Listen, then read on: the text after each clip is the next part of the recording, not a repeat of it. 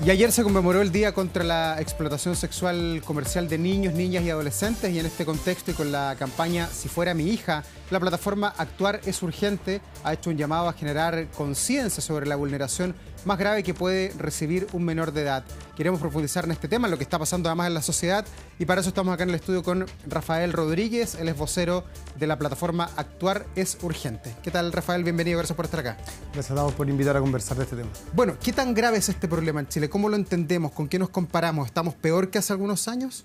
Sí, estamos peor que hace algunos años y es muy grave porque, como tú bien lo dijiste, probablemente no hay nada peor que le pueda pasar a un niño que ser víctima de la explotación sexual por parte de redes que a veces se dedican a esto, a veces simplemente un grupo que se conforma por una oportunidad, pero en donde tenemos a miles de niñas, niños y adolescentes sufriendo esto todos los días. ¿Y por qué es más grave?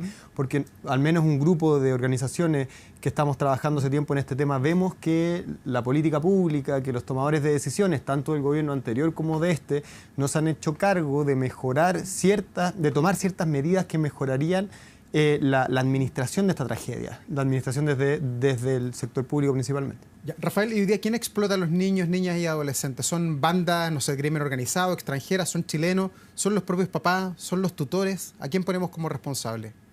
Bueno, la explotación se da en distintos lados. Lamentablemente se puede dar en familias en donde los niños, niñas tienen cuidadores, papás, mamás, pero que por distintas razones entran en situaciones de desprotección. Por ejemplo, mamás que lamentablemente tienen que trabajar todo el día y ciertos desgraciados, vamos a decirlo con todas sus letras, sí, se aprovechan de esa situación y empiezan a coaptar a los niños a través de, bueno, plata, protección a veces, droga. Y eso se da y en la campaña Si fuera mi hija, que es el nombre que tiene la campaña para que podamos empatizar con aquellos niños que lamentablemente no cuentan con un cuidado dedicado. Ahí es donde entran en el fondo estas personas y los toman y los explotan. Pero también se da mucho más en residencias del Servicio de Protección Especializada. Hablando en per cápita, porcentualmente hablando, donde más ocurre la explotación es en residencias, porque ahí los explotadores ven que tienen la oportunidad de ir a captar a ciertas niñas y niños que lamentablemente no tienen el cuidado adecuado y se aprovechan de eso para poder ofrecerles ciertas cosas, como lo hablábamos recién, plata, droga, y después cuando ya están dentro no las dejan salir porque las amenazan que les van a hacer algo si es que ellas llegan a denunciar. ¿Y cómo se entiende los cambios que ha hecho el Estado? Porque también ha habido intentos por mejorar el cómo se preocupan de los niños. El Sename, como lo conocíamos, ya no existe. Se supone que hoy día tiene muchas instancias de mejora como política pública. Sin embargo, las cifras aumentan. ¿El Estado está llegando tarde a la prevención? ¿Está llegando tarde a la hora de actuar con los niños y niñas y adolescentes? Así es, mira, ha aumentado en un 300% desde la pandemia hasta ahora. 300%, es una brutalidad eso. Es una brutalidad. Sí. El Estado mismo, a través de una comisión investigadora de la Cámara de Diputados del 2021, listó 35 recomendaciones que iban dirigidas a distintos actores del sector público, tanto poder ejecutivo como también judicial, pero también algunas medidas que tiene que tomar el propio legislativo. Listó estas 35 medidas y nosotros nos dimos cuenta que después de 2 años prácticamente nadie había tomado esas recomendaciones y las había puesto en marcha.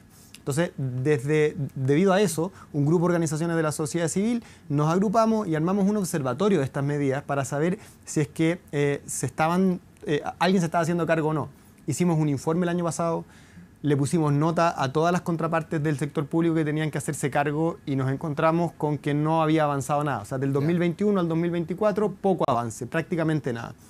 Después continuamos con acciones comunicacionales de incidencia, hemos ido a hablar con quien se te pueda ocurrir para poder demostrar la terrible tragedia que es esto y de indicar cómo se podría mejorar para no quedarnos solamente en la crítica.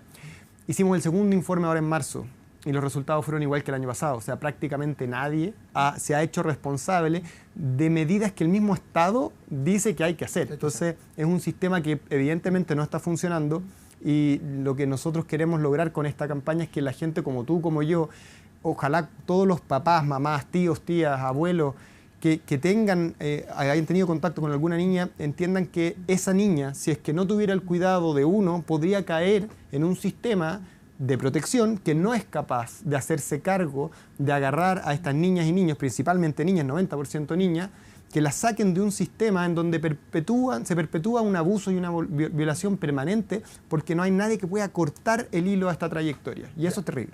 Rafael, yo estaba mirando las estadísticas y pensé que todo esto pasaba en Santiago, pero también en regiones este delito, esta explotación sexual se ha desparramado en el norte y en el sur, pero principalmente en el sur. Estaba viendo que en Magallanes las cifras son disparadas con respecto a otros lugares. ¿Qué pasa allí? ¿Cuáles son los factores que quizás contribuyen a que este delito se dé con mayor facilidad en la zona más austral del país? Bueno, la plataforma Actuar es Urgente, nosotros hacemos informes permanentes, 3 o 4 informes al año. Uno de esos tuvo que ver con la territorialización de la explotación sexual de niños y niñas y adolescentes. Y nos dimos cuenta que hay ciertos territorios en donde está más disparado el tema, que tiene que ver con ciudades donde hay puertos o lugares extremos. Y eso hemos visto que aumenta la probabilidad de existencia. Pero también en Magallanes se da una situación que es paradójica, porque también Fiscalía se ha tomado más en serio esa región, dada la mayor prevalencia de este delito. Entonces ha tenido más procesos de investigación y ha levantado más causas. Entonces se han dado la suma de las dos cosas.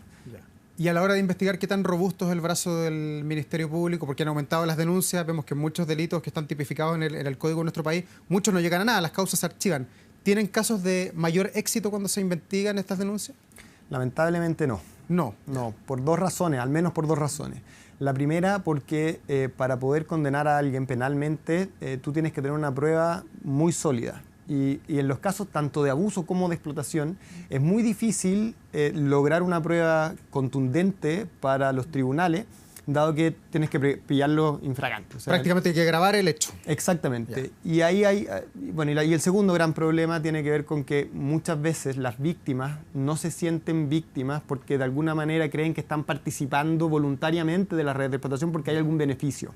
Y ese es un gran problema porque a estas pobres niñas, niños y adolescentes los tienen cooptados con distintas estrategias. Claro, el beneficio que puede ser una zapatilla, plata, droga, esos son los beneficios. Exactamente, y además también amenazas que hacen más difícil que las niñas después se atrevan a denunciar porque los amenazan con que les van a hacer algo malo. Ya, pero ahí falla, perdón, el Ministerio Público con las capacidades para poder investigar, o quizás habría que tipificar de nuevo este delito, aumentar las penas, ponerle otra óptica al problema. Siguiendo la línea argumentativa, entonces tenemos estos dos problemas y dado esto, las tasas de condena efectivas son alrededor del 1%, entre el 1 y el 3% anual. Es terrible. Entonces, lo que pasa, creo que si aumentan las penas, si siguen el 1 y el 3%, tampoco ayuda. Claro. La propuesta es marginal, finalmente. Que le hemos escuchado a la gente experta es que se tiene que generar un apartado especial en términos legales, penales, para poder tener mayor facilidad para probar que hay explotación.